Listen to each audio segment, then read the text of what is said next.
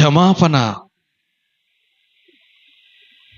నీవు కూడా ఇతరులను మనము మరి క్షమాపణ కలిగిన వారంగా, క్షమించు వారంగా,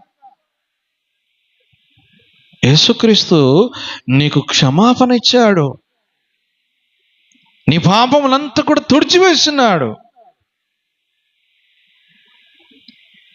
నువ్వు తల్లి గర్భములో మొదలుకొని, తల్లి గర్భములో పాపముతో కలిగిన పిండమైనప్పుడు మొదలుకొని మన అతిక్రమములను తెలిసి చేసిన తప్పులను ఆయన ఏం చేస్తున్నాడు? క్షమించినాడు. ఆయన సిలువలో నీ పాపములంతా కూడా కొట్టివేసేస్తున్నాడండి. హల్లెలూయా.